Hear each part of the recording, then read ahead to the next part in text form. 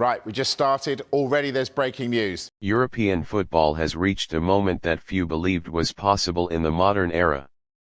UEFA has officially confirmed a rematch date following the VAR disaster that overshadowed the explosive clash between Arsenal and Wolves, a decision that feels less like normal administration and more like an extraordinary confession that the system completely collapsed. This was not a controversial judgment call. This was not a debatable interpretation of the laws. This was football being hijacked by technology that was supposed to protect fairness but instead exposed its deepest flaws. The original Arsenal vs Wolves match will not be remembered for intensity, tactical battles, or moments of brilliance. It will be remembered as the night when VAR stopped being a tool and became the story itself. From the opening whistle, the atmosphere was charged, but as the game unfolded, it slowly descended into chaos driven not by the players, but by decisions coming from a remote control room. Clear fouls were brushed aside. Incidents that usually trigger instant intervention were ignored. Lengthy VAR checks ended with outcomes that baffled everyone inside the stadium and millions watching around the world. Players froze mid-celebration, unsure whether goals would stand. Referees hesitated, waiting for instructions. Fans erupted in anger, not just at individual calls, but at the complete lack of clarity. For Arsenal, it felt like a robbery conducted in slow motion. Every replay seemed to strengthen their sense of injustice. For Wolverhampton Wanderers, the match ended under a cloud, with victory or advantage feeling hollow, tainted by controversy they neither caused nor controlled. And for the Premier League, it was yet another reminder that VAR continues to undermine confidence in officiating. When the final whistle blew, the football itself had become secondary. The post-match discussion was not about tactics or substitutions, but about competence, transparency, and accountability. Former players openly questioned whether officials understood the rules they were enforcing. Pundits struggled to justify decisions that seemed to contradict VAR's own guiding principles. Fans across Europe flooded social media with one verdict: the system had failed. Initially, UEFA followed a familiar and deeply frustrating pattern. Silence. No immediate statement.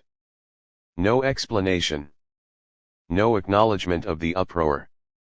The expectation appeared to be that outrage would fade, that another round of fixtures would distract attention, and that the controversy would quietly be buried. But this time, it didn't work. The backlash grew louder and more unified. This was no longer tribal outrage limited to Arsenal supporters. Neutral fans, analysts, and former referees joined the criticism. The conversation shifted from one bad night to a wider indictment of VAR's inconsistent application and the culture of secrecy surrounding officiating decisions. Questions became unavoidable. How can a system designed to eliminate clear and obvious errors repeatedly generate confusion? Why is there no transparency? Why are supporters asked to trust decisions they are never allowed to fully understand? Under mounting pressure, UEFA made a move that sent shockwaves through the football world: the confirmation of a rematch. In elite football, ordering a replay is almost unthinkable. Results are supposed to be final. Tables are meant to reflect what happened on the pitch, not what should have happened in a control room. By approving a rematch, UEFA has implicitly accepted that the integrity of the original contest was compromised beyond repair. This decision carries enormous implications. By confirming the replay, UEFA has effectively admitted that the outcome of the Arsenal vs Wolves clash cannot be trusted. It suggests that VAR protocols were not merely bent, but broken. And it raises a dangerous question: if this match warrants a replay, how many others deserved the same treatment but never received it? Across recent seasons, clubs have seen titles slip away, relegations confirmed, and European qualifications lost due to controversial VAR calls. Those decisions were deemed final. Those clubs were told to move on. Now, a precedent has been set, and it threatens to reopen old wounds across the game. For the players, the rematch represents both vindication and burden. Arsenal must relieve the anger and frustration of a night they believe was stolen from them. Wolves must return to the pitch knowing that whatever they achieve will be scrutinized through the lens of past controversy. Both sets of players will step onto the field under suffocating pressure, aware that every challenge, every goal, and every whistle could ignite fresh outrage. And hanging over the entire occasion is the cruel irony that VAR itself will still be involved. The same technology. The same framework. The same unanswered questions. Fans are no longer demanding perfection.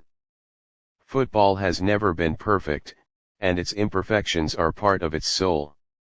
What supporters are demanding now is honesty. Release the audio between referees and VAR officials. Explain decisions in real time.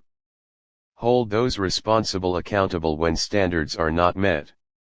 Without transparency, trust cannot exist. UEFA may hope that this rematch will draw a line under the controversy, allowing the competition to move forward. In reality, it risks doing the opposite.